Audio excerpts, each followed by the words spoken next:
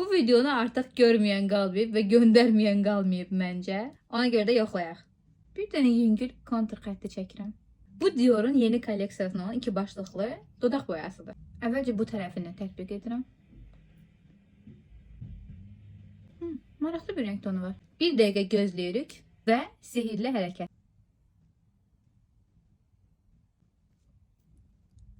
İçindən kiçik zərlər çıxdı.